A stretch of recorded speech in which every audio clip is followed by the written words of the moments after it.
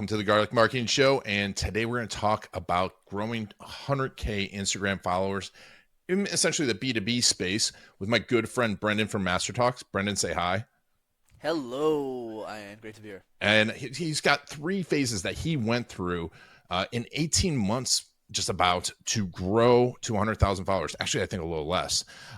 And the most efficient business model for doing this, we're going to talk about it, the truth behind 100,000 followers for lead generation, what really works there, the difference between being great at social media versus finding a great social media coach, the MBA social media platform, the MBA of social media platforms versus the high school of social media platforms, the best way to commit a 5 or 6 figure budget, how to create an amazing lead magnet offer that converts people, why he focused on Instagram now instead of YouTube or TikTok, the 3 big reasons, especially that you need to be focusing on Instagram in the B2B space, and what happened after 100 daily posts and how he fixed it, and the best types of podcast interviews to have on, and why he got a lot of hate, and the biggest mistake in growing social channels. All this on the Garlic Marketing Show. Stay tuned. But of course, this is brought to you by videocasestory.com. One of the best things for any of your social channel are amazing client stories. Go to videocasestory.com where we can help you collect, craft, and deliver those. All right, let's get started. My name is Gino Wickman. I was introduced to Ian, and that's what brought me into this video world and got me embracing this video world. And Ian did exactly what I hoped. He got me really comfortable with putting videos out to the world and having a great strategy around putting videos out to the world, because there's so much more than just shooting a video. And so the way that he positions those videos, optimizes those videos, he's done a great job. All right. Ian Garlic here, and we're back with the Garlic Marketing Show with my good friend Brenden K from Master Talks. I love chatting with this guy, brilliant marketer, just really good guy, an exceptional speaking coach. Brenden, thanks for being on. We're going to talk Instagram today and how you've grown to over 100,000 followers. How you doing, buddy? Life is a gift, Ian. Thanks for having me on. How about you? Same. I'm just excited to talk to you as always. I love talking. He was just telling me, he's like, we're going to be a couple hours apart. I'm like, I'll come see you. Because it's just always fun. We have a good time. We went out for, when he was here for ClickFunnels in Orlando, and we went out for some his first Cuban slash South American food, which was awesome. But Brenden, tell me about Master Talks. Let's talk about that before we get into Instagram again. Tell me about the evolution of your business since last time we talked about how you've grown to 100,000 YouTube followers. Yeah, for sure, Ian. I think the last time I was on the show was probably 2-3 years ago, actually. Yeah. When we joined a collaborative mastermind together, and we met each other through that community. But yeah, I would say 2-3 years ago, I had just quit my corporate gig. I was probably a year into entrepreneurship full time at that point. The business is doing all right. I was kind of having trouble signing clients, running around the place, being really heavy on client acquisition. So I was going on a lot of podcasts. I was doing email marketing. I was sending a bunch of DMs on LinkedIn. Whereas today, what I'm thankful, now today the business is primarily driven through word of mouth. And I think that's what I like about coaching businesses, is you spend the first 2-3 years really hustling your face off. But if you deliver really well for your clients, they start to build the book of business for you. So today, obviously, Master Talks a lot better. Basically what it is, for those who are listening, I create YouTube videos and social media content on public speaking communication tips. The mission is to help the whole world speak for free. And in addition to that, I have a private practice for the people who want private access to me, and I teach them how to speak myself, and that's the business. Love it. And I mean, you've had some transformations. Tell me about some of your case stories, some of the people that you've transformed. Yeah, for sure, Ian. I've worked with over 140 people privately now since I started. Nice. I started doing this as a business, and I would say out of those 140, I'll share one that is super transformative. I mean, a lot of them were, but I'll give you my favorite one. So a woman named Ali, she's the CEO of AIM Colors. She has a PhD in organic chemistry, and she owns a technology company. And the primary focus of the company is to create press-on nails that you can change the color of through an app. So it's really interesting tech. Whoa. Where basically women don't have to change their nails all the time. And basically the problem with Ali had nothing to do with the tech or the evolution of the tech, But she wasn't that confident of a speaker. She didn't want to get up on a stage. She didn't want to answer tough questions from investors, and she was really shy because she has a very technical background, like most of these CEOs do. And that's really what I helped her with. Is I pretended to be an investor. I asked her a bunch of hard questions that I know they'll ask her. I coached her on how to communicate those questions more effectively, and I helped her write her startup pitch. And now she's raised hundreds of thousands of dollars for a startup, and she's killing it. So yeah, super grateful for her. That's very cool. And like, I kind of want those. I don't wear nail polish, but it'd be cool to be like, Feel like a superhero. Yeah, the product's still in development. It won't be out for a few more years, but they're making good strides towards it. That's very cool. And tell me how social media. So you have this amazing YouTube channel, 100,000 followers. We'll put a link to it in the show notes, and then 100,000 now Instagram followers. How has that led to business for you? For sure, you know what I always like to say when I get this question is I believe that social media, despite its flaws and platforms being shut down, the issues that some businesses might have with social, at the end of the day, it's the ultimate equalizer, right? Because if we were talking 50 years ago, right, and we were chilling 50 years ago, and I was thinking about starting a business, I never would be successful. It would have been way harder. I would have had to call up companies myself. Nobody would have trusted a kid in his 20s without any information prior to knowing him. It would have been really hard for me to close the deals without social, and really hard to grow the business. Whereas today, what I love is it doesn't matter who you are, where you come from. If you have the right ideas and people resonate with those ideas and they respect you as an expert, you can get the business. And that's really what's happened with me on social media. Of course, it's never been a direct relationship. Oh, just because I have 100,000 on Instagram and I have around like 36,000 on YouTube, that I'm necessarily going to get business. But what it does is it creates what we call in psychology status. Right? So when people watch me on social media, they develop a deep connection with them, so that when I use different sales strategies to convert those followers into clients, it works a lot better because they already trust me. And a good way of summarizing this thought, and I'll throw it back to you, I got this from one of my mentors, Sharon Srivastava, and he says that fame is the most efficient business model in the world. Where if you get on a call and you're already famous to them, it'll be really easy to close the deal. And that's primarily where most of my 140 clients came from, honestly. And I think that's an important thing for people to listen to, because you don't have to have 100,000 followers if you're famous to the right people, right? And you're famous, and it's being famous to the right people and being authoritative to the right people. You get on a call, it's an easy close, isn't it? Oh yeah, and just to be straight with you, to build on this, because I always like sharing honest truth. Out of the 140 clients that I've signed, Ian, a lot of people might think, oh, Instagram is his biggest platform, so it must be 50 clients. The true answer is 4. Like, I've closed 4 out of my 140 clients from Instagram. So really for us, IG has been an awareness play. Even if we're DMing every single person who follows me on social media on that account, and we bring them to our free training, and we pour a ton of love to them, we found that the lead quality on Instagram for the type of offer that I'm selling, right? So I don't sell low ticket. Right, my minimum to play with me is like $5,000, right? To do the program. That sounded really weird, but you get the idea. To do coaching with me. So because of that, the lead quality has been low. Whereas my LinkedIn, to your point, I have 12,000 followers on LinkedIn, so significantly less. But I got really lucky in the sense that LinkedIn's editorial team really liked my page. They named me a top voice on LinkedIn, which is an invite-only program.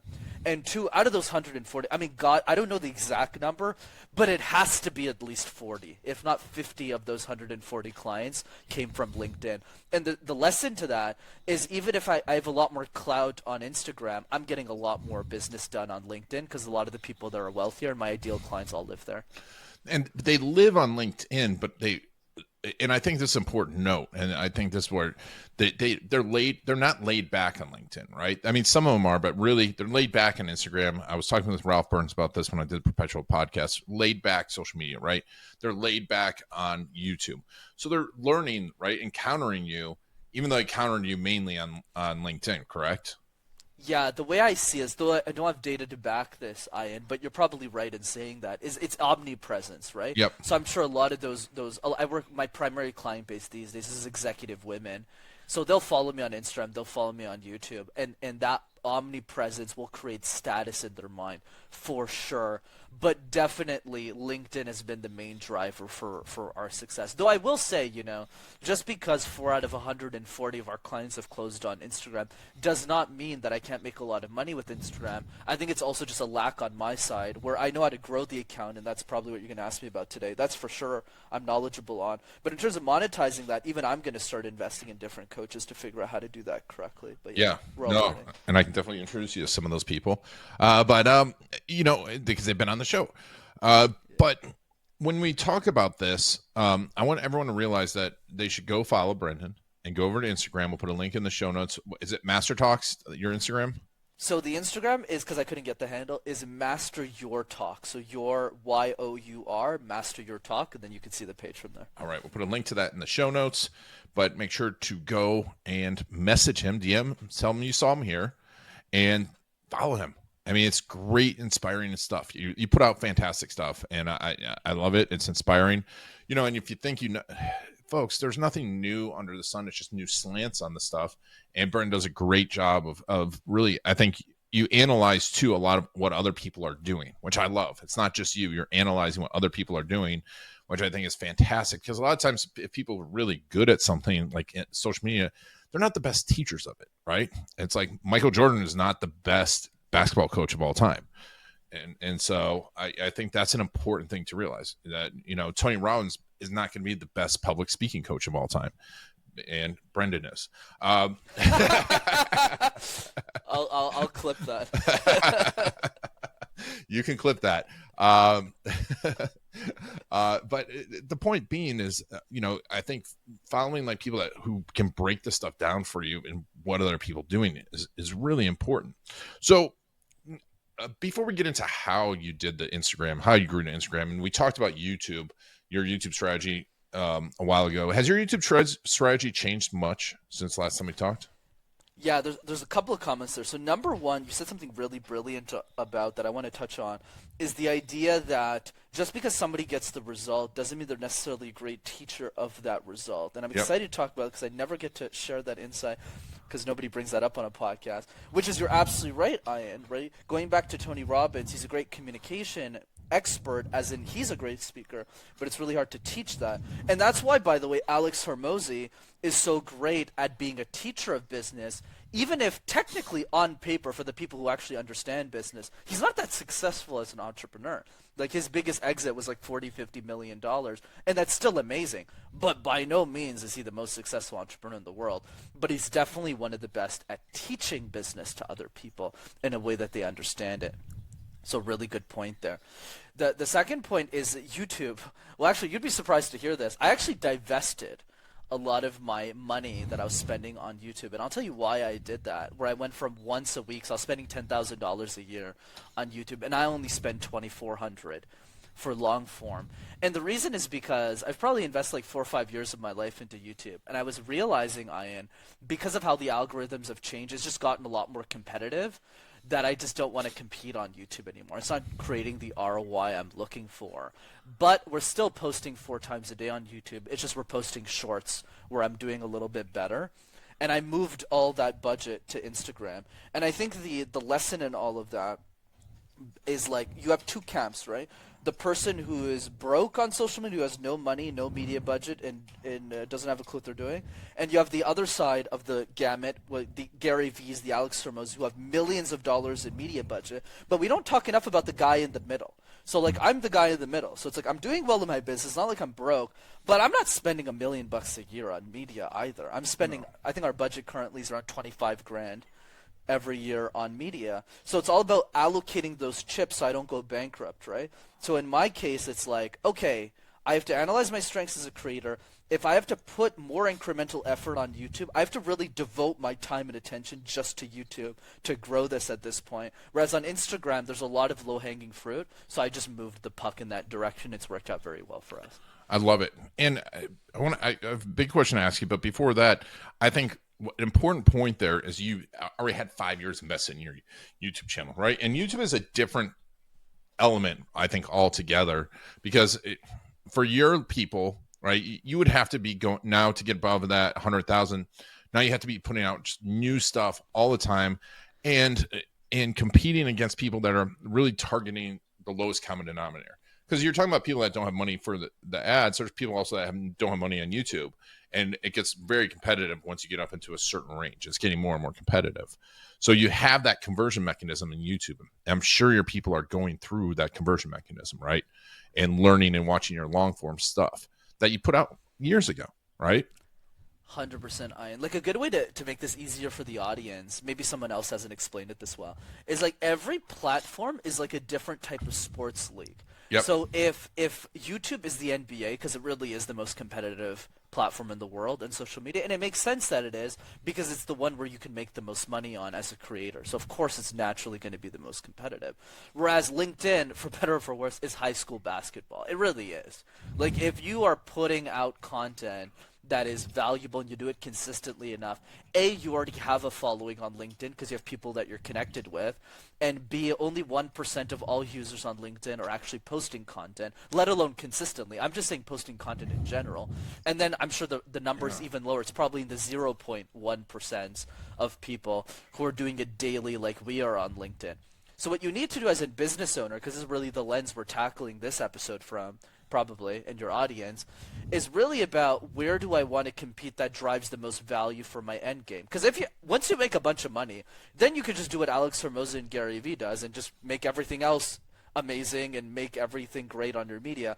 But right now, if you have a 5 or 6 figure media budget, the best way to play this is to go, where's the low-hanging fruit that still adds value to people that I can commit my time and attention to? So at the beginning, it was YouTube for me because I just thought I'd win, and I was wrong on YouTube. I still won. It's still a successful channel, but not as successful as I wanted it to be. Whereas on LinkedIn, I mean, when I went from YouTube to LinkedIn, it's like I wasn't even trying anymore. Yeah. Because I put so much effort into YouTube, and LinkedIn, I could put 10% of the effort and get 10 times more ROI, and that's how I was end up being more successful there. I love that.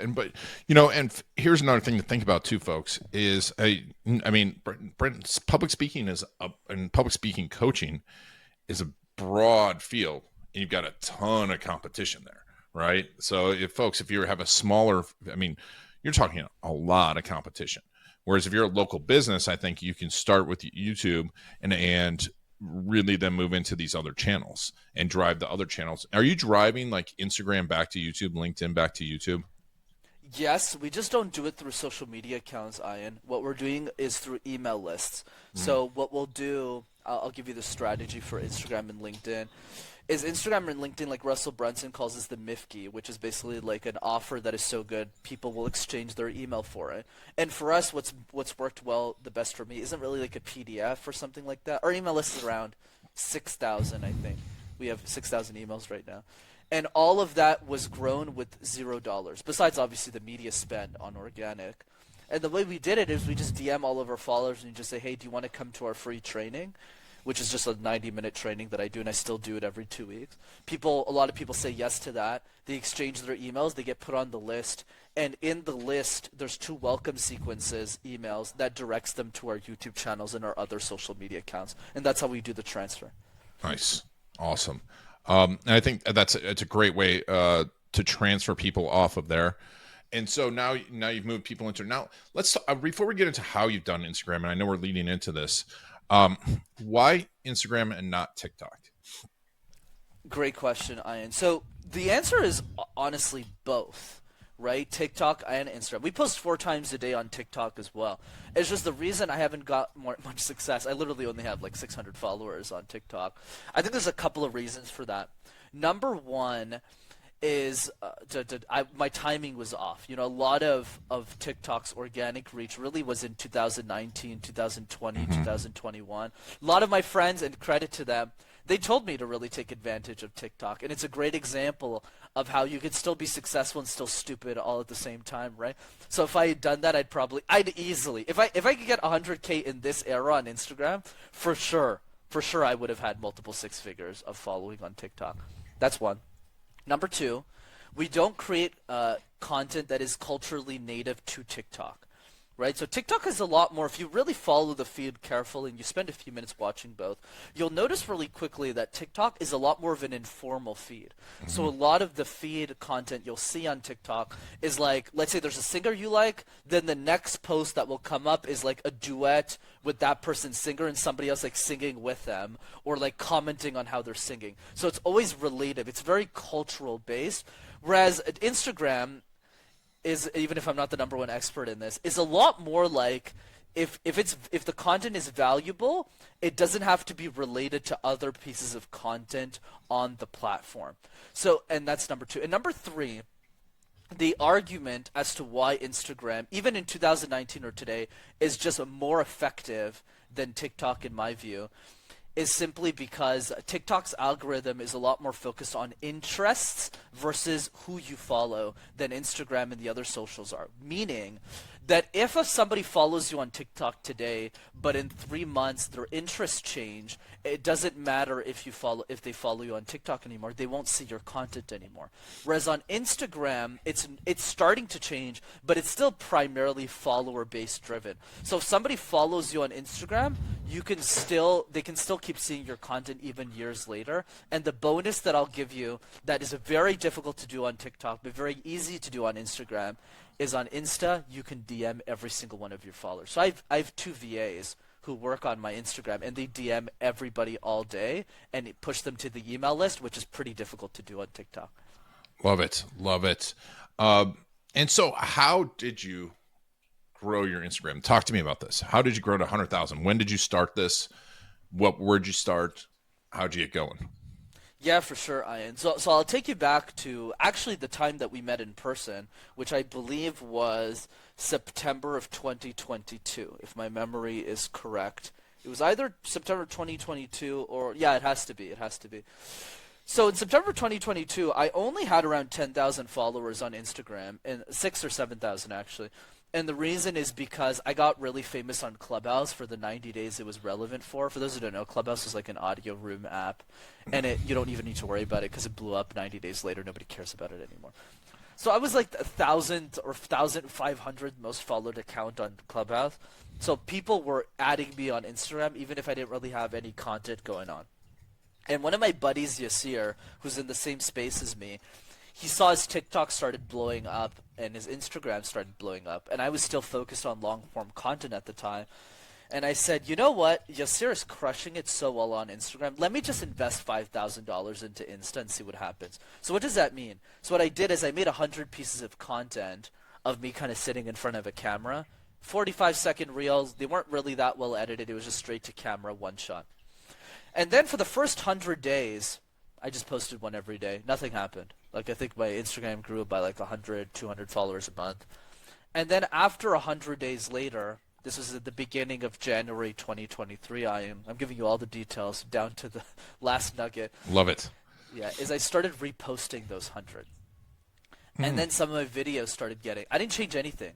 I didn't change any edits. We didn't re-edit any of those videos. Some of them just started popping. Some of them got it 20,000 views, 15,000 views, 25,000 views. And then my Instagram account started growing 1,000 followers a month. And I was like, oh, I think I got something here. These reels aren't even that good. I wasn't even trying that hard. And it started to grow. So then I entered the second phase. Before I get into second phase, you want to jump in with any thoughts or points on this? So you reposted, did you repost daily all your video? Like, did you just start at the beginning and start reposting one at a time? That's literally what I did. Okay, 100%. easy enough. And did you take the old ones down or just kept reposting? I just kept reposting them. Nice. Yeah. And from a content standpoint, how much written content did you do? For that, so all of those 100 were scripted, and they're 40-second clips, right? So each video probably took me 15 minutes to write, max, and that includes practice time. So I literally write it, I practice it in my basement, then I change the wording, and then when it's film day, I'll film like 50 or 60 straight, and then I'll do another day. Sometimes I'll even film 100 in a day if I'm really crazy, and that's how we did it. But that's phase one. So phase one isn't super relevant for people. It's not very tactical. It's just the way that I started. Then phase two, I started seeing it was working, and then what I started to do is I just asked myself a simple question, Ian. What are the biggest accounts on Instagram doing that I'm not doing? So the people that have 100,000, a million, 10 million on Instagram. And the answer is pretty obvious. I was posting once a day and they were posting 4 times a day. So they had more lottery tickets to go viral. And basically what happened, long story short, and I'll cut into more details in phase 3, which is one of my videos got me 60,000 followers. That's how I grew to 100,000. And I'll explain what happened there. So that's phase 2. So phase 2, I tried this this reel that I don't recommend people do. So I'm giving you all my failures, all my successes, where I faked a podcast setup, where I'm just there and I'm answering questions. And the reason I faked a podcast setup, Ian, is because, as you know me well, I've guested on hundreds of podcasts, right? But the problem is none of those podcasts were in person, and in-person clips always do better than virtual ones like this one. So I just took all the best insights I was already saying on podcasts, and I just turned them into podcast clips. And luckily, 3 of them did over 1 million, even if I got a ton of hate for it. I basically made 300 reels. I spent 15 grand.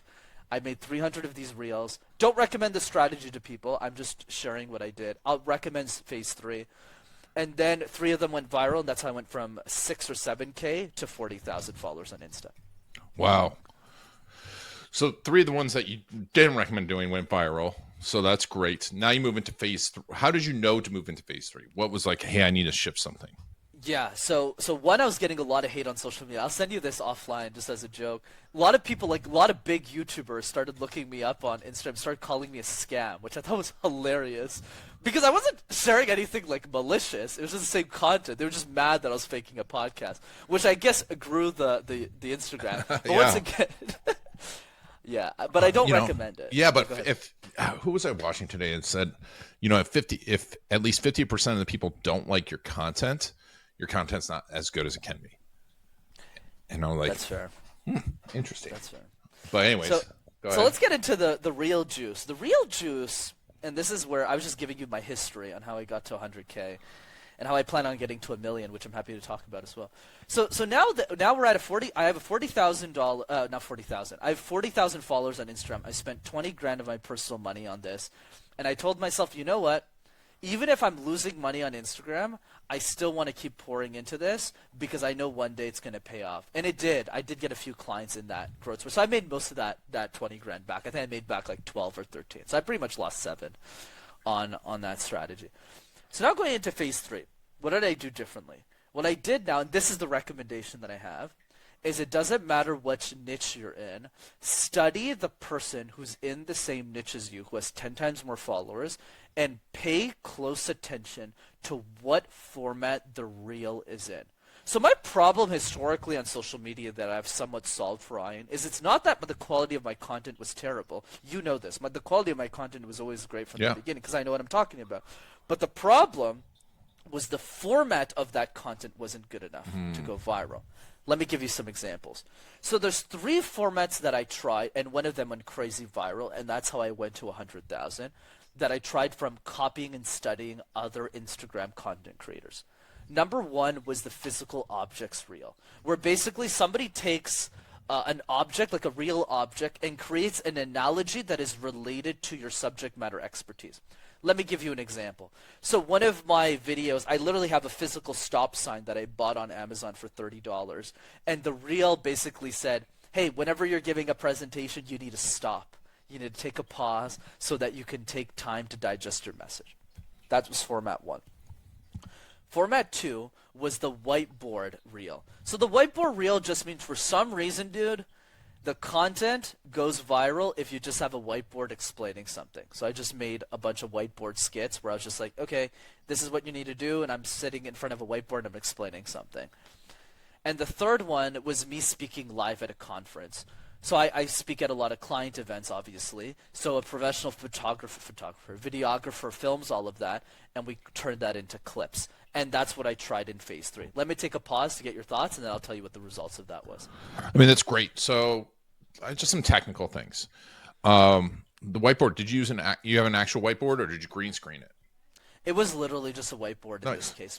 Yeah, like I think a physical one. You buy it for like $70 on Amazon. It's a visual stop, right? It adds on to it. I think that's important because we have to think about these pattern interrupts, right? Everyone's doing the face stuff, and you've got to do something slightly different, but it's also kind of got to relate to it, right? And so you were seeing these ideas, you were grabbing these ideas. The stop sign worked. What was something that just you thought was going to be awesome that just didn't work? You know, funny enough, it actually was the stop sign one. Oh, really? So the stop sign one did well, but not well to what I wanted it. So I probably got 10, 15,000 views. But for me, good at, like, excellent at my level now is like, it needs to at least 50,000, if not 100,000. So physical objects, I actually spent a lot of time, a lot of effort, and I got barely anything for it, which is very surprising.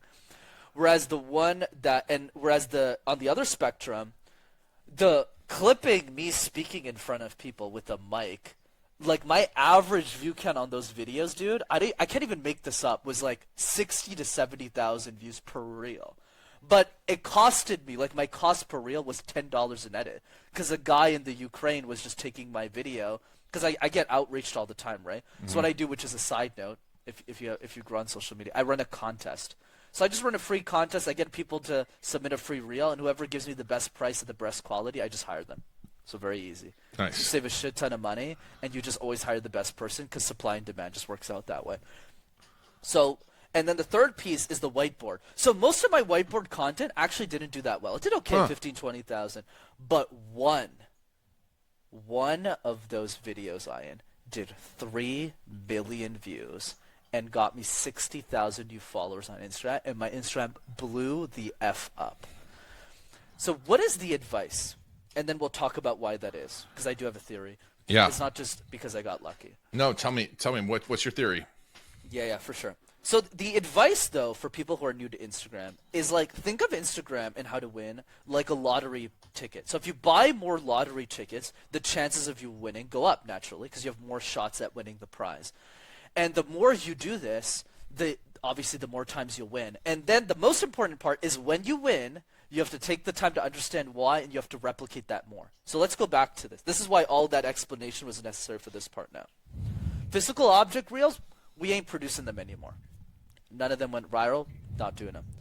The one where I'm speaking live, we are doubling down on that. So like I'm speaking in Houston this week. We have a full videographer. He's going to be filming me. And on top of that, I already have plans this year to go to Michigan where my business partner lives. And I'm just going to invite all of our clients who live there. Hey, we're just hosting a free event. But it's more for me, not for them. For them, it's value add. Oh my God, Brendan's coming live again in person for free? This is great. I should keep signing up for coaching.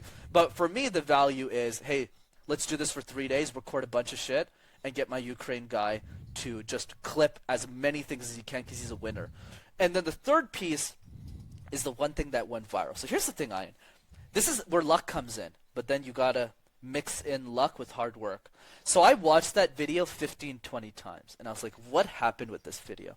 And I realized that I did something very specific, which doesn't apply for most people listening, but it worked really well in my industry. And it might work in yours, which is I started the clip with saying never do X.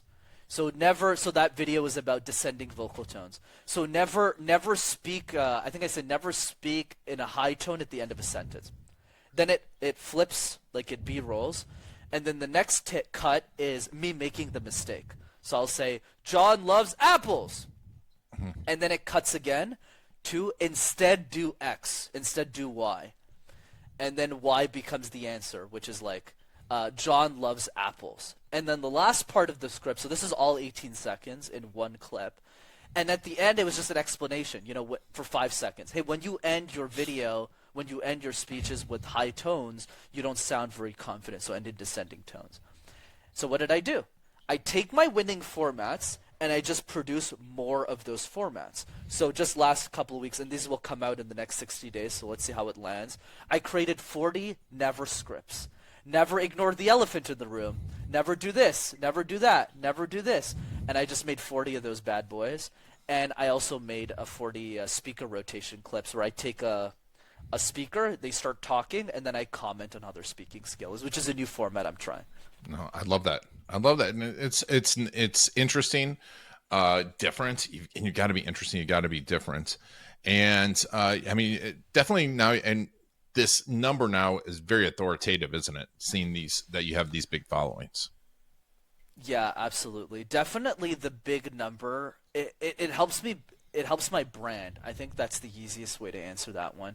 It helps my brand. And I think the lesson in all of this, I wish I had a silver bullet that could solve Instagram for the whole world and all of humanity, Ian, but really the answer is the reason I won is I was able to split test hundreds of different ideas, and I was willing to put my money where my mouth is to try these different formats. And the way that I think about it, and that's how I told my team this, and this is what I'll tell everyone listening, because all of you guys are, a lot of you are probably making more money than me. Like, I'm always shocked at people who are making millions of dollars a year, and they spend less money on media than I do. It's like, dude, like, what are you doing? How are you thinking about? So, for example, I told my team this. I was like, hey guys, if I'm spending $50, $60 a clip, and I make, I don't know, 50 of them, or even 100 of them, let's say I spend 5 Gs to get one of those viral clips again, I'll spend that money every day of the week. Because if I spend 5 Gs to get a clip that gets me 50,000 new followers, all I need is 20 of those viral clips. So I'll spend maybe 50K over the course of my account on Instagram to hit 1 million on Insta. Hell yeah, I'm going to do that every day of the week. And that's the way we need to be thinking about it. You just got to try a bunch of ideas. And that's why the biggest lesson in all of this, to keep this whole conversation really simple, if you're not posting 4 times a day, you're losing. That's the easy way I put it out. Like, the reason I was able to find these never scripts and all of this, a lot of you can call this luck. I call this, I was willing to try 500 different ideas to find my 4 or 5 winners that no social media expert would have given me. And then I found the winners, and now I'm duplicating the winners. And that's it. Yeah, I mean, it's a relatively simple formula. It's just, it's not easy. It's not easy. Are you willing to put in the work? And I think and the failure too, right? Yeah. And put in the failure. That's the hard part, because, like, you know, a lot of these people, you know, if they spent $5 grand, 10 grand, I know people that spend 25 grand and then go, oh, I'm not crushing it. I'm quitting. And yeah, I think it's important to know. You were sorry, didn't mean to interrupt you. No, you're all good. I talk a lot too. But I think the reason why a lot of people fail, Ian, you know, the people who spend 25 grand, whatever, the reason is they misallocate the capital. They'll say, okay, let me just hire some agents who doesn't know what they're doing, and I'll just take their recommendation. Instead of you as the CEO, I'm not saying you need to own your media strategy fully, because I have a team as well, but like, you need to take the time to actually study the feed yourself. So when my media team says, hey, this is the edit, I'll look at it and go, that's not what that guy did. Like, I want it to look like that. So I'm not like some super genius media mastermind. I'm like a 5-year-old. I watched X, I wanted to make it look like X. That's it. And with that simple direction, you're able to align your media team. Like, if I was coaching that person who dropped 25K, I would have said, what are you doing dropping 25K on one format? You should have dropped 5K on 5 different formats, and then see which of those 5 formats did the best, like in my case, the never scripts, the speaker reaction videos, and then take the next 25K, like in ads, but in organic this time, and then you put those 25K into just those 2 winning formats, and then you're probably going to find a few winners there. But I think another key here is, you know, that we glossed over at the beginning, but you have a stupid, simple offer that converts. So everything that you're doing here is leading to a stupid, simple offer that converts. Like, and not that the offer is stupid, but it's so simple. It's stupid for someone to say no, right? Very true. And because there's so many people that, like, they want to run social media, but then they have 20 different surfaces. They don't know who they're talking to. You know exactly who you're talking to, exactly who their problems are, and you know what you want to say to them too. So it will generate business because you're talking to the right people with the right message. And now you're just testing out formats. And right? I mean, you absolutely nailed that, Ian. I think, and I say this a lot with my private clients where I'm coaching them on social media strategy. I'll give you the biggest mistake. It's pretty much what they pay me to coach them on. It's their social media strategy is not directly aligned with their offer in the back end. So it's kind of like, which is really weird. It's like if a guy is making plumbing content online and then you ask them what they sell and they're like, oh, you know, actually, I'm a dog walker. Yeah, I love walking dogs, and I have 5 dogs or 6 dogs. I just love walking them. I would love for you to trust me with your dog. Or if they were like a babysitter. Like, it makes no sense. It's like, then dude, like, why are you making content on plumbing? It's so simple, But it's like people don't get it because like, oh, Brenden, I'm making, but this is more nuanced. You know, I'm sharing life advice on LinkedIn. I was like, cool. Like, what are you selling in the back end? And they're like, oh, I'm a business coach. I was like, cool. Then why are you giving away life advice on LinkedIn? Like, why don't you share the insights that you're sharing your clients that are paying you money for it? So there's an alignment between your front end and your back end, and that's how you end up getting the results for sure. Love it. Love it.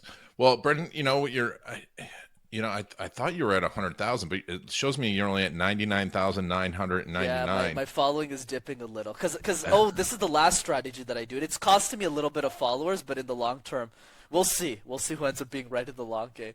So obviously, posting 4 times a day is freaking impossible if you're not Gary Vee, right? So what I do is I use a strategy called 400 to forever that I invented, where basically every 100 days I'll post 4 times a day. So I have 400 clips. And then what I'll do is I'll have an analytics thing that tells me the view count on all 400. And I'll remove the worst performing reels every quarter, and I'll replace them with brand new reels so that the rotation gets better. And this has worked really well for us because my second repost on that 3 million view clip got 150,000 views. So it still works. The reason my following is dipping, and I'll be honest about that, is because for some random reason, Ian, this rotation, the first 30 days of my rotation, I replaced none of the reels because they didn't fall in the bottom 20% for whatever reason. So my following should pick up again starting April 17th when my new stuff starts to come up. But let's see. Maybe I'm wrong and all of this conversation was useless. You never know. Yeah, we'll see. But you're doing it. You're testing it. This is so much fun. Brenden, okay, so make sure to follow Master Your Talks on Instagram. Go follow his YouTube. I think it's just amazing public speaking talk, and everyone listening to this needs to be a better public speaker. That's just a fact. We all need coaching on it, and I know the absolute best public speakers hire coaches too. So don't think you're too good to be watching any of this stuff. But Brenden will follow you. We'll follow you on the journey. And if someone wants to, take the next step with you and work with you, they just DM you, and you can send them over some information, correct? Yeah, and you could also tell me, because I'll be answering some of those messages myself, is message me and tell me what you took out of this episode. So say, hey, I watched this. This is the big takeaway, and then we'll go from there, and I'll send you a voice note. Awesome, Brenden. Well, thank you so much for being on the Garlic Marketing Show, and I mean, this was amazing. This was a master class from Master Talks. I really appreciate it, my friend. Thanks, Ian. Always a pleasure. And thank you all for taking Brenden on your journey. Make sure to check out Master Talks and Master Your Talks. This has been Ian Garlic and the Garlic Marketing Show.